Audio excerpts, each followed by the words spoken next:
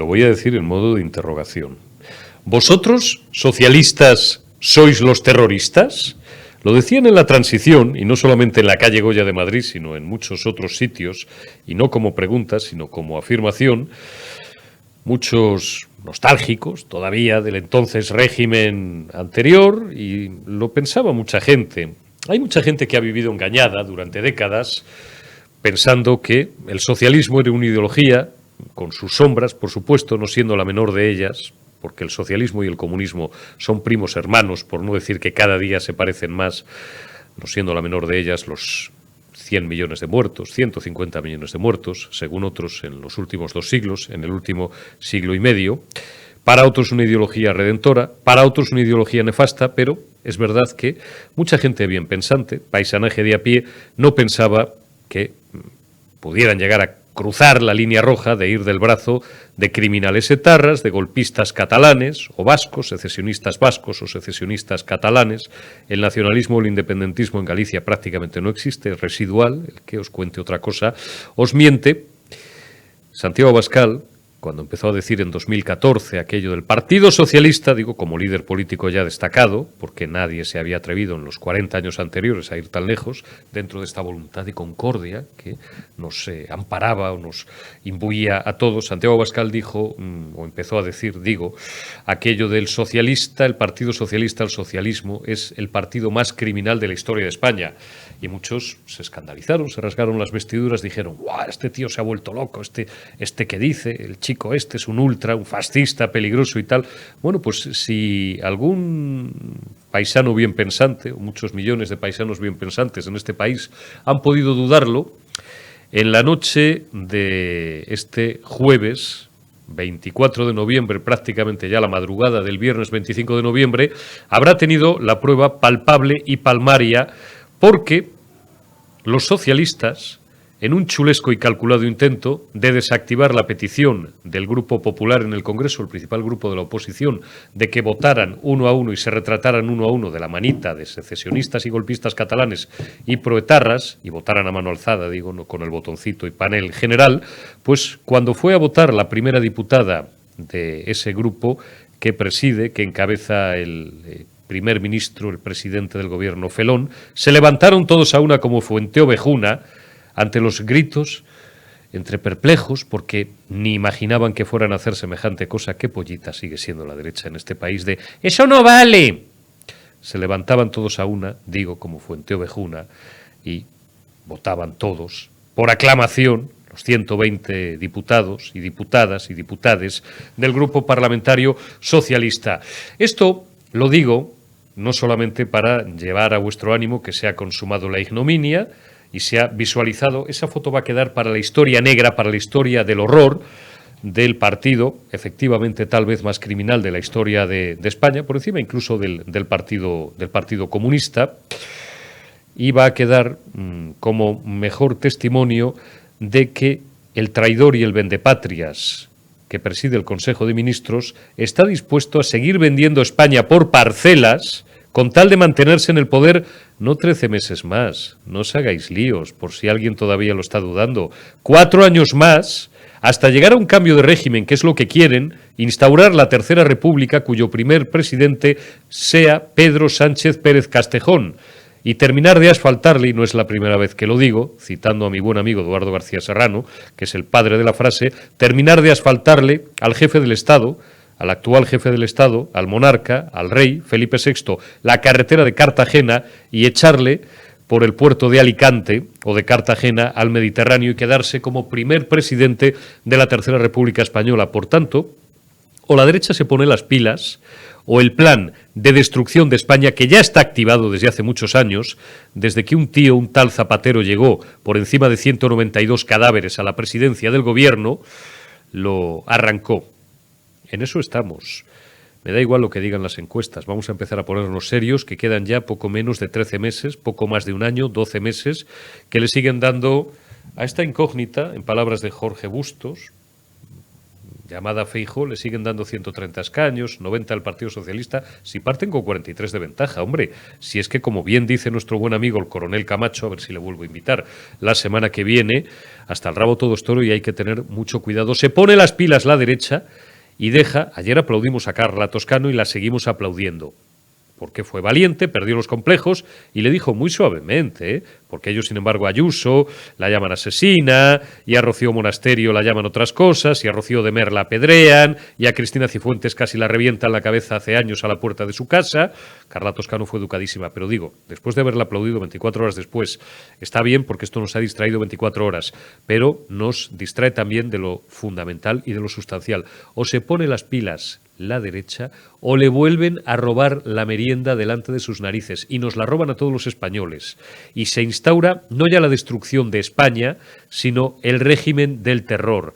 Podemos volver al régimen de Terminor, podemos volver a febrero del 36, aquel grandísimo pucherazo electoral que fueron las elecciones en las que presuntamente, para la historia ha quedado así, que no fue real, ganó el Frente Popular y en los meses que despeñaron a este país al abismo de un alzamiento militar que nos dejó la última guerra civil con 300.000 muertos contabilizados. Un país consumido ahora mismo por el odio y por la rabia de la extrema izquierda que no se resiste a morir políticamente.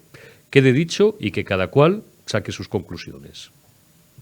Arrancamos la última retaguardia de la semana, viernes ya, 25 de noviembre de 2022, y saludamos en primer término a nuestro buen amigo y uno de nuestros más extraordinarios analistas financieros, don Álvaro Climent. ¿Cómo estás, amigo? Buenas tardes. Buenas tardes, Eurico. Bien, todo bien. Aquí disfrutando del Viernes Negro.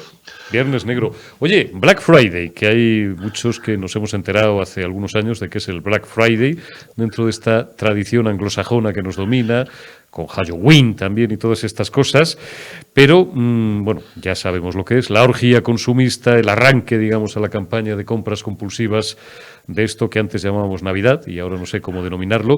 ¿Qué traducción tiene en el ámbito financiero y el de los mercados, que es el que tú mejor conoces, este Black Friday? Hombre, en el momento actual yo creo que es una fecha importante en el sentido de que, dada la inflación galopante que hemos padecido y que seguimos padeciendo, me da la impresión de que cualquier rebaja en precios que pueda haber en productos de consumo pues va a ser bien recibida por los ciudadanos, ¿no? Me da la impresión de que veremos un Black Friday algo más descafeinado que en años anteriores, pero que también va a aprovechar para ese ahorro que se ha ido de alguna manera acumulando con la pandemia, pues sirva de estímulo para la demanda privada. Es decir, podemos ver un anticipo de compras navideñas, podemos ver un pequeño estímulo precisamente a esos datos micro que hasta ahora nos venían preocupando y puede ser un pequeño alivio cara a final de año pues de esos indicadores que hasta ahora pues, nos venían claramente demostrando una caída del consumo privado muy relevante por todo lo que está ocurriendo, no solamente por la inflación, sino la subida de los tipos de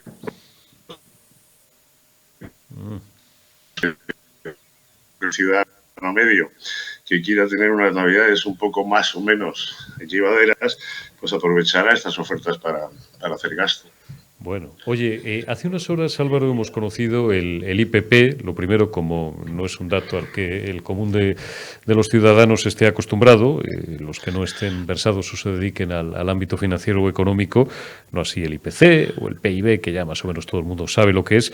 Lo primero, ¿qué es el IPP? Y después, valórame el dato que hemos conocido hace unas horas. A ver, el IPP es el índice de precios a la producción industrial, es decir, es una especie de indicador adelantado de lo que luego será el índice de precios al consumo, ese famoso IPC que ya todos conocemos.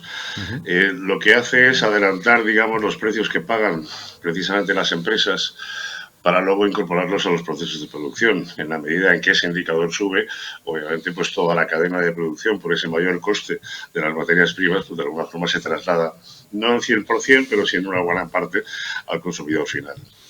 El dato de octubre ha sido un dato relativamente favorable en el sentido de que ha caído 1,4% con respecto al mes anterior, pero sí que todavía eran unos niveles preocupantes, es decir, el incremento interanual ha sido de un 26,1%. El dato de septiembre fue un crecimiento del 35,6%, con lo cual vemos una cierta desaceleración. Pero vamos, si quitamos el efecto de la energía, que probablemente sea lo más impactante ahora mismo, no solamente en este indicador, sino en la propia inflación general, Exenergia estaría creciendo un 13,2%, es decir, estamos hablando de casi la mitad, versus un 14% que subió en septiembre. Lo que es destacable es cuando miramos el acumulado, porque hay que recordar que todos los índices de inflación, incluido el IPP, son acumulativos, es decir, no son un compartimento estanco en un mes y nos olvidamos, sino que se van acumulando en el tiempo. En los últimos 10 meses, la subida claramente ha sido de un 20,7%, en lo cual destacaríamos probablemente pues todo lo que es la actividad de coquería y refino, que está creciendo a niveles del 68%, y lo que es suministro de electricidad y gas, que crece un 36%. O sea, estamos todavía con un componente energético muy preocupante. Acaba de empezar el invierno, hasta ahora hemos tenido unas temperaturas, digamos, muy apacibles, y probablemente pues podemos ver un cierto repunte en los próximos meses. ¿Puede decirse, Álvaro, que se está en cierta medida reactivando la economía, dinamizando? Es decir, por traducirlo del politiqués o del economiqués al castellano que habla la gente de la calle, ¿al figura le va a acabar saliendo bien la ecuación? Es un poco ambicioso el titular que te planteo.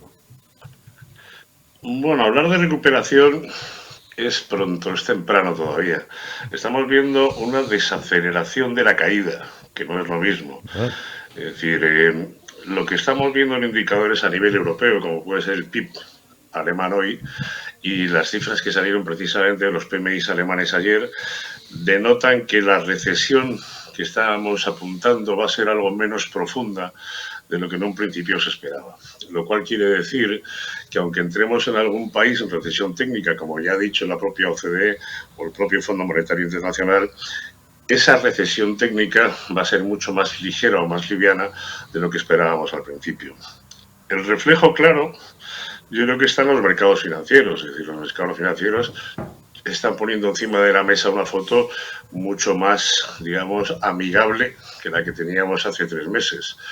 De hecho, las rentabilidades de los tipos de los bonos a largo plazo de 10 años, tanto en Alemania como en España, como en Italia y como en Estados Unidos, claramente han ido a la baja, lo cual quiere decir que las expectativas de inflación de alguna forma pues se están moderando y se espera un pico de inflación probablemente en los próximos 2 meses por el efecto energético, pero luego por el propio efecto base que tendremos de comparativa con el mes del año 2022, pues veremos una cierta desaceleración y una tendencia a la baja. Lo cual, ¿qué implica? Pues implica que de alguna manera la presión a los bancos centrales se va aminorando. Seguiremos viendo probablemente subidas de tipos de interés, pero en el caso americano yo creo que se van a ir espaciando más en el tiempo y ya no van a ser tan abruptas de 75 puntos básicos, sino de 50 y probablemente de 25 las siguientes. No así en el caso de Europa, que vamos un poco por detrás de la curva, con lo cual todavía en Europa podemos ver 75 puntos básicos en la próxima subasta y a partir de ahí pues seguir la evolución de la inflación y ver si es necesario ya bajar a 50 o incluso bajar a 25, lo cual el mercado financiero nos lo está diciendo. Las bolsas han rebotado casi un 20% desde los mínimos de octubre. Los bonos se están más o menos tranquilizando, las TIRES se van disminuyendo, el Euribor no ha superado el 3%. Nos encontramos un escenario un poco más, digamos, tranquilo, lo cual no quiere decir que haya que relajarse y que ni mucho menos le vaya a salir bien la jugada al señor Sánchez, porque la economía española precisamente es la que está más por detrás del resto de las economías europeas, donde de momento no vemos todavía ni un atisbo de recuperación. Presupuestos generales del Estado, Álvaro. Ayer pasaron el primer trámite en el Congreso, ahora irán a la Cámara Alta, al Senado, después volverán al Congreso con las enmiendas correspondientes.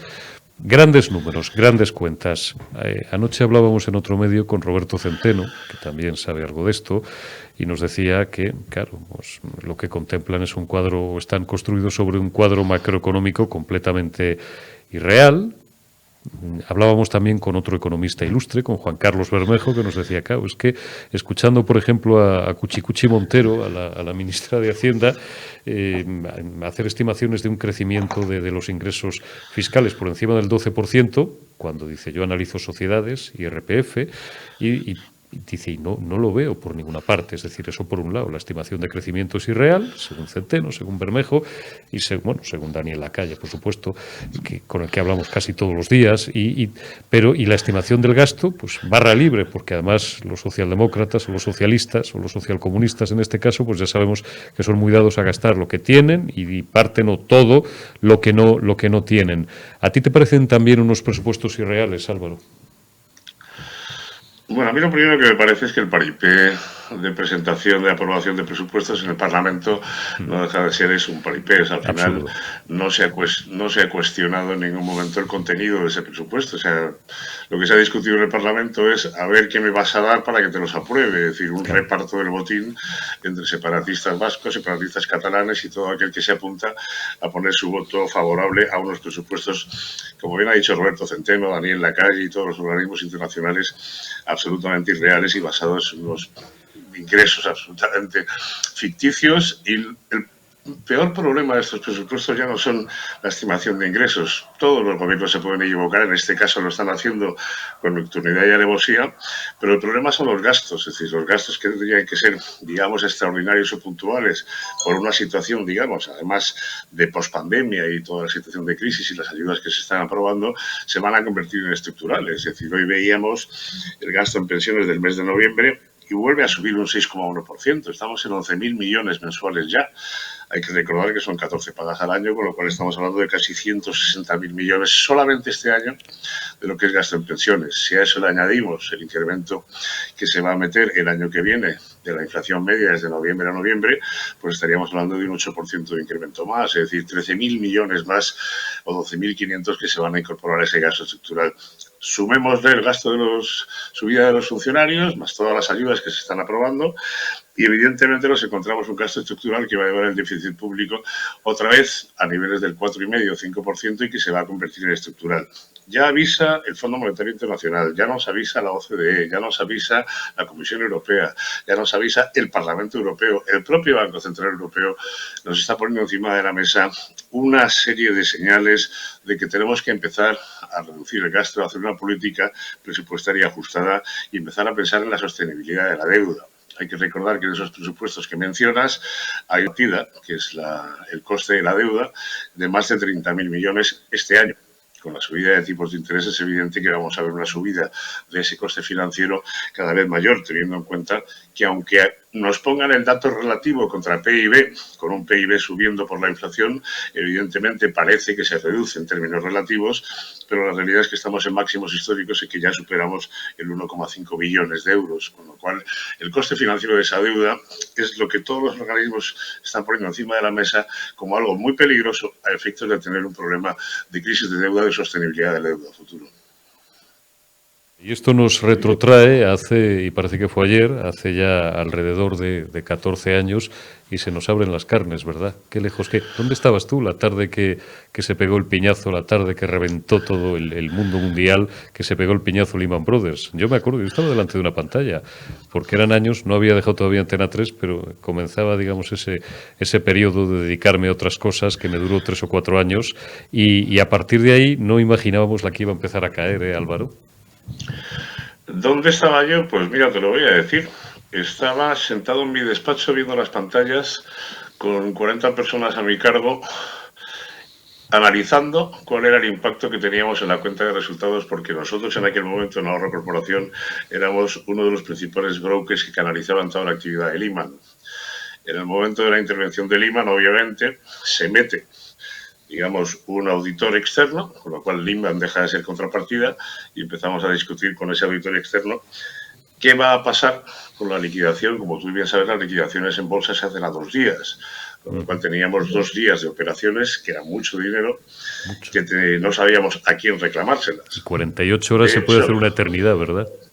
Se hace una eternidad y luego además tiene en cuenta que en esas operaciones había compras y ventas. Las compras, evidentemente, estarán de alguna forma garantizadas, pero las ventas eran una venta en corto. De hecho, la Comisión Nacional del Mercado de Valores se portó muy mal con los intermediarios financieros porque no nos permitieron anular la penalización de esas ventas en corto que no estaban cubiertas. Es decir, que el coste que tuvo para nuestra entidad fue el doble. fue el dinero que no recibimos de las compras y la penalización que nos puso la Comisión Nacional de Mercado de Valores por las rentas. Estamos hablando de muchos millones de euros, porque en aquel momento Lehman era la cuenta número 1 de la casa, y que tardamos en recuperar, y recuperamos solamente el 10%, casi 2 años. A 2 años vista nos devolvieron una cantidad que fueron 1,2 millones de euros de todo el importe que perdimos en aquella situación. O sea que, como comprenderás, es decir, mi labor aquel día fue de ir de despacho en despacho de presidencia con el director general a explicar cuál era la posición real del grupo en una situación tan grave como la del IVA. En fin, y ya sabemos, no ya que los inversores no tengan o no tengamos memoria, sino que la ciudadanía en general no tiene memoria. Con lo cual, atémonos los machos, porque cada vez que ocurre alguna barbaridad semejante, ya sea en el ámbito financiero, en el ámbito político, alguna gran compulsión social en un país, en un estado o a nivel global, siempre decimos, bueno, que esto nos sirva de lección para que nunca vuelva a ocurrir. Mentira, y a los 5, a los 10, a los 20 años vuelve a ocurrir otra vez algo parecido. No, y menos, sobre todo, Eurico, en un año que se enfrenta a varias elecciones, ¿no? Municipales y autonómicas y luego las generales. Es decir, vamos a ver un despliegue de aquí a mayo y a la convocatoria de generales de todos esos fondos europeos que hasta ahora no se han utilizado, que se han ido reservando precisamente para empezar a soltarlos a principios de año y empezar a ganar más adeptos y más votos.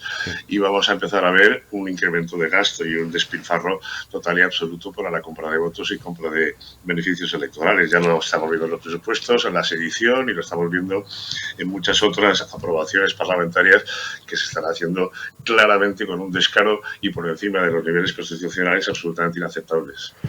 Que Dios nos coja confesados. Álvaro Climent, analista financiero, economista y buen amigo de la Retaguardia y periodista digital. Cuídate mucho, amigo. Te envío un abrazo.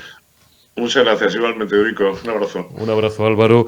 Y vamos ya a continuar esta singladura de la Retaguardia de este viernes, 25 de noviembre, saludando a Fran Blanco Argibay. ¿Cómo estás, hermano?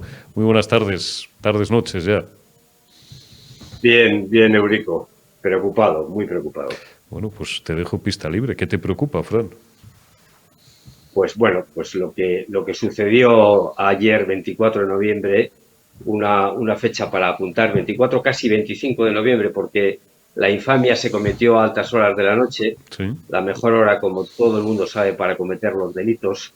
Lo que vimos anoche fue pues la derrota, el desarme total del Estado de Derecho, el ataque demoledor a la soberanía de todos los españoles y, en definitiva, la altísima traición de un presidente de gobierno, Pedro Sánchez, el peor, sin duda, de toda la historia de España, que nos, que ha regalado nuestra nación a terroristas como Otegi, que, como todo el mundo sabe, empuñó una pistola para disparar a un diputado de las Cortes españolas, que ha vendido nuestra nación a independentistas como Junqueras y, en definitiva, pues que no se puede caer más bajo. Yo espero que los españoles, si no nuestros políticos, si los españoles, que dentro de muy poquitos meses vamos a tener oportunidad de ir a las urnas, pues que recuerden que no sé si son 5 diputados del PSOE que hay en Extremadura, pues cuando los extremeños vayan a votar en Extremadura, pues que recuerdan quién ha cometido esta infamia.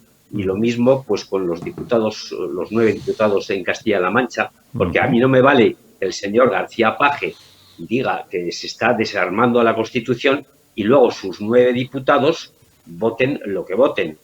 En definitiva, yo confío en que sean los españoles los últimos, los que tienen la palabra, que tenemos el voto, los que digan no, basta ya a esta traición. Es que además lo que se aprobó anoche, pues, lo habéis estado comentando, habéis estado hablando de economía, son unos presupuestos que no valen absolutamente para nada, porque están basados en unas previsiones que no se van a cumplir. Lo dicen todos los organismos económicos, no solo españoles, sino de Europa, y que están basados en el despilfarro en pensiones, en fin, fíjate lo que ha dicho la banca de inversión JP Morgan, lo que viene en el 2023 no es una tormenta, no es una crisis pasajera, son palabras textuales de JP Morgan, un huracán de fuerza 1. O sea, Eurico, y esto nos va a coger pues con los gobernantes más ineptos de toda la historia de la democracia. Así te voy que a hacer un resumen, un resumen de lo más granado. Bueno, primero ponme, Omar, el vídeo, son 11 segundos, y ahora comentamos esta secuencia, que por si alguno habéis vivido en las últimas 24 horas en otro planeta, o habéis estado distraídos con otras cosas o con vuestro trabajo, ahora os la vamos a explicar Fran y yo. Una secuencia de 11 segundos que condensa la ignominia que está denunciando Fran Blanco Argibay. Oria López María Inmaculada.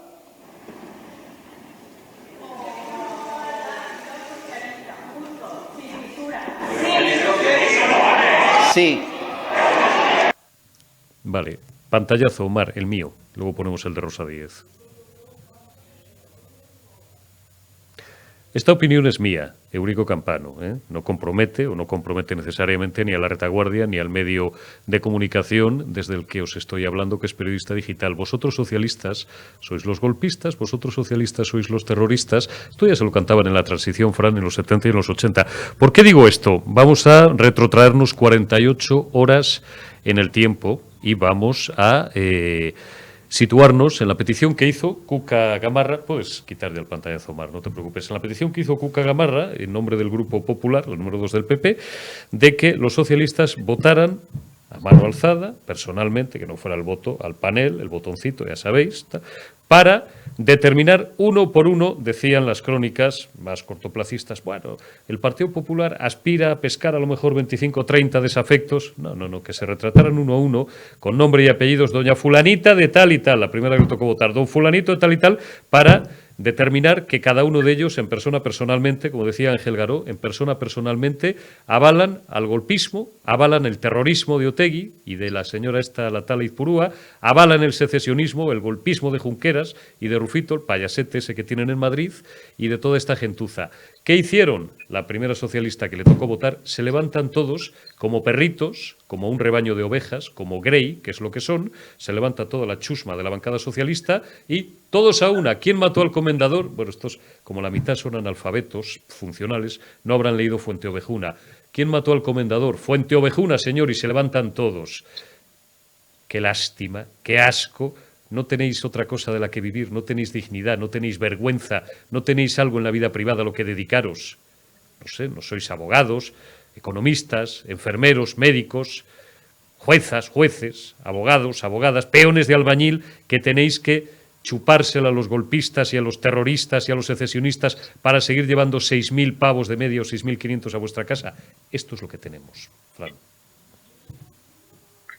Eurico, es que la disciplina de voto se ha violado en muchas ocasiones en la historia de la democracia. Le ocurrió a Felipe González en diferentes votaciones que, en fin, diputados socialistas votaron en contra de lo que se decía. Le pasó también a Zapatero. Anoche, era el mejor momento para que esto hubiera sucedido y no ocurrió. Por eso yo espero que el Partido Popular y Vox hayan tomado bien nota de estas grabaciones con nombres y apellidos de todos estos diputados extremeños, andaluces, castellano-manchegos y valencianos, porque en mayo tenemos la oportunidad de recordarles lo que votaron y actuar en consecuencia. Por ir a cuestiones más pedestres, si los extremeños no tienen un tren o tienen un tren del siglo XIX, que a los pobres les duelen ya los cataplines de venir aquí de vez en cuando a manifestarse en la Plaza España de Madrid y tal, pero luego le votáis a Fernández Bala, oye, no os quejéis, obleas, decía mi abuela, palos a gusto, no duelen, ¿no? No sé, pues seguirle votando a Fernández Vara, que luego le hace el caldo gordo a los terroristas y a los golpistas, porque no quiere incomodar a su jefe, a Pedro Sánchez. O Paje, que en el colmo del cinismo este es peor todavía que Fernández Bala. Yo a Fernández Bala le conozco personalmente, a Paje no tengo el gusto ni el disgusto. A Fernández Bala sí, porque le tuvimos hace algunos años, algunas veces, en la mesa de otro medio de comunicación, bueno, del gato al agua, y es un hombre de trato agradable, me parece una buena persona y tal. En fin, y luego sus posiciones políticas son indefendibles, ¿no? Pero Paje es el colmo de la hipocresía, Fran, y del cinismo. Mensaje a todos mis amigos castellano-manchegos de esas 6 maravillosas provincias, porque, dice que se muerde la lengua, aprieta el culito y pone cara de ofendido, porque es presidente de la Comunidad de Castilla-La Mancha, que si no se iban a enterar, pero como es presidente del Castilla-La Mancha, a tragar, como la otra, Paje. Pues es lo que tienen también, Fran, los castellano-manchegos. Pues tienen la oportunidad, porque ayer, parece que son 9 diputados. Creo que Pues, son 9, sí. podrían haber votado en consecuencia y no lo hicieron. Pues hay que recordarlo. Hay que denunciar todo lo que se hizo ayer sin aspavientos, sin convulsiones, con serenidad, con firmeza, porque yo, bueno, hoy he estado escuchando varias emisoras donde se criticaba la actitud de algunos diputados de Vox. Bueno, yo no creo que haya que abundar más en eso, que no dieron quizá con el posible. Pero lo importante es lo importante, y es la infamia que se cometió ayer. Eurico, es que construir un edificio, construir una institución, cuesta muchísimo, muchísimos años, y dinamitarlo es cuestión de segundos. Lo que se hizo anoche es que se colocaron esas cargas explosivas que en cualquier momento se puede encender la mecha y en segundos todo se va por el sumidero, por no decir otra palabra. Todo se va a la mierda. Y expulsan, Fran, a la Guardia Civil de la Comunidad Foral de Navarra con fecha 31 de marzo.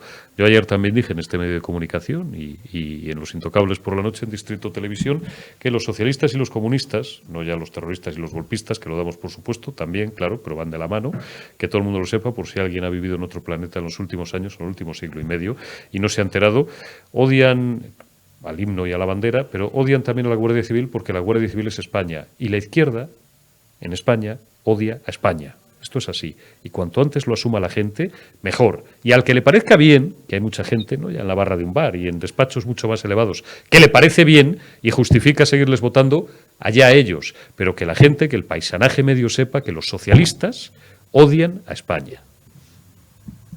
Eurico, contigo yo no sé la de veces, hace ya meses que estamos denunciando cómo se está desarmando pues lo poquito que le queda al Estado en estas provincias, en Navarra, en Cataluña, en el País Vasco. Lo de Navarra lo hemos denunciado en, yo qué sé, la de veces. Lo mismo en Cataluña con la Guardia Civil de Fronteras y del Mar. Lo mismo quieren hacer en el País Vasco. Echar a los guardias civiles, no se les renuevan las plazas para crear, si ya se habla de una armada vasca, para controlar ellos las fronteras. En fin, es dinamitar. Sí, que la van a enviar a Gran Sol. Sí, fíjate tú. Es dinamitar el Estado de Derecho, las instituciones españolas, la Guardia Civil, el famoso Alde Hemendik, que es el fuera de aquí. Ellos no quieren ver a la Guardia Civil ni en pintura, porque la Guardia Civil ha sido el gran bastión que ha impedido que los terroristas asesinaran a más gente y echaran a más gente del País Vasco. Bendita sea la Guardia Civil, las fuerzas de seguridad del Estado que han contenido a toda esta chusma de asesinos. Y bendita sea la Guardia Civil que está soportando a uno de los peores ministros, traidor y felón, como el presidente de gobierno que ha vendido, que está vendiendo España a terroristas, como tú decías, sois los terroristas y sois los golpistas. Es muy triste, es muy triste. Y un último mensaje a toda esta pandilla de mamarrachos. A los muertos hay que dejarlos en paz, por tanto no voy a hablar del llorado Alfredo Pérez Rubalcaba, pero sí hablaré del asalariado, del tirano, del gorila, del criminal venezolano, o hablaré de Pachinadie, que en horas 24 pasa de llevar el féretro de un compañero a sentarse a negociar con Otegi, él y su colega Eguiguren, que estaba mucho más cerca, como todo el mundo sabe siempre, de la banda terrorista ETA, que de los principios constitucionales. Lleváis demasiado tiempo callando y tragando, y ETA, al contrario de lo que decís, no acabasteis con ella. Primero porque ETA no se ha acabado, y como no se ha acabado, mucho menos acabó con ella Rubalcaba, ni Zapatero, ni Pachi López, ni Eguiguren, negociando en el caserío aquel, bien regados con jamón, vino, lomo, queso, como bien tenía documentado muchas personas, iba a decir algunas, muchas personas en la cuesta, porque estabais grabados de frente, de lado y de costado. Con ETA no habéis terminado, porque ETA no se ha terminado. Con ETA terminó la Policía Nacional, la Guardia Civil fundamentalmente, como bien ha dicho Fran, y el Centro Nacional de Inteligencia, que les tenía infiltrados por todas partes. Que hubo un tío, ya da igual a estas alturas dar los nombres, además están publicados, el que quiera que lea todos los libros que hay o que bucee un rato en Internet. Tenían un jefe del aparato militar que tuvo 4 años, a un chofer, a un escolta y a un amigo personal, que en eso le convirtieron. Qué gente tan buena hemos tenido en la lucha antiterrorista en este país, que era un tío del CNI. y estaban infiltrados por todos lados. Y si ETA ha dejado de matar es porque tienen poder político y están en las instituciones, porque se lo empezó dando Felipe González y Pascual Sala, obrero español, que les sacó de la ilegalidad en la que le metió Mayor Oreja y Ángel Aceves y los devolvió a la vida libre y a la vida constitucional, y porque tienen poder político que se lo terminó de dar después de Felipe González, Zapatero y ahora Pedro Sánchez. Y eso es así, Fran, y ya está. Y cuando a ETA le interese, volverá a matar. Y desgraciadamente a lo mejor lo volvemos a ver. Pues es que hay una parte muy importante del Partido Socialista, tú has citado unos nombres, Patxi López o Don Elorza, que son, en fin, tienen tendencia a pactar con Bildu. Ellos al PNV no les quieren ni ver, lo utilizan cuando les conviene. De hecho, el Partido Socialista está gobernando en Navarra gracias a Bildu, y lo harán en el País Vasco, el PNV que se vaya preparando, porque es lo que le pide el cuerpo al Partido Socialista, gobernar pues con los que han protegido, bueno, no los que han protegido, los que son los terroristas, como Otegi, como hemos comentado antes. Les pondremos la lupa. Fran Blanco Argibay, amigo, cuídate mucho y nos vemos y nos hablamos dentro de unos días. Te envío un abrazo. Un abrazo muy fuerte, Eurico. Un abrazo, Fran. Gracias también a todos vosotros. Hemos terminado en alto, como veis, la semana, este viernes 25 de noviembre de 2022. El próximo lunes volveremos con dos invitados de excepción, entre otros con Rubén Tamboleo, para seguir comentando toda esta pútrida ciénaga nacional en la que estamos inmersos, y el lunes también abriremos una ventana que nos gusta de cuando en vez al exterior, a la geopolítica y a la alta información internacional y al mejor análisis de la mano de Carlos Paz. Cuidaos y hasta el lunes, que ya será 28.